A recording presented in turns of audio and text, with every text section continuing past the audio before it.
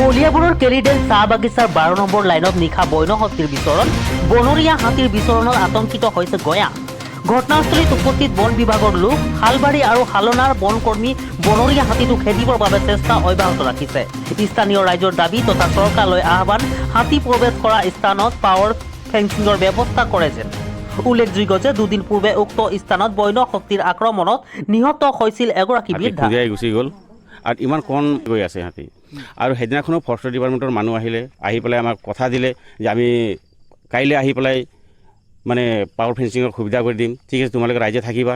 থাকি পেলাই আমাক দেখুওৱা কোনফালেদি সোমাব লাগিব পাৱাৰ ফেন্সিংটো সেইটোও কথা দিলে কিন্তু সেইদিনাখন নাহিলে নেক্সট দিনাখন আজি আকৌ এই মানুহজনীক মাৰাৰ নেক্সট দিনাখন ইহঁতে নাহিলে তাৰ তৃতীয় দিনাখন আজি তৃতীয় দিনাখন আজি আহি পেলাই আকৌ হাতী সেই ৰাস্তাতে আকৌ আজিও মানে কেইটা ল'ৰাক মাৰিব বিচাৰিছিলে কিন্তু যে চবেই সাৱধান আছিলে তেতিয়া আকৌ সোমাই গ'ল জংঘললৈ কিন্তু আজি মই প্ৰশাসনক যি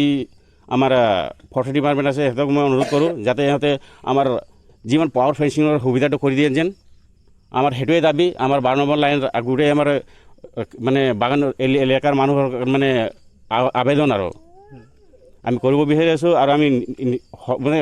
সঁচাকৈ কৈ আছোঁ যাতে এই পাৱাৰ ফেন্সিংটো দি দিলে আমাৰ সুবিধা হ'ব আগত আছিলে যিমান দিন আছিলে তিমান দিনৰ কাৰণেতো মানে হাতী সোমাব পৰা নাছিলে আজি এই ৰেলৱে ডিপাৰ্টমেণ্টৰ যি লাইনটো আছে সেই লাইনৰ কাৰণে সিহঁতে প্ৰব্লেম এটা দিলে মানে কথা দিলে যে এইটো পাৱাৰ ফেন্সিং ৰেল লাইনৰ কাষত থাকিলে এটা প্ৰব্লেম হ'ব বুলি সিহঁতে কোৱাৰ কাৰণে আমি বস্তুটো গুচাই দিয়াৰ কাৰণে আজি এই অৱস্থা হৈ আছে ডেইলি আপোনালোকৰ 6টা-7টা বজাত হাতী ওলাই আহি যায় আজি ইমান 7টাও বজা নাছিলে নেকি আজি 7 বাজিছিলে তো 7টাতে আহি পেলাই চাওক যোনটো ৰাস্তা মানুহজনীক মাৰিছে সেই ৰাস্তাতে সেই জেগাতে আহিছে আকৌ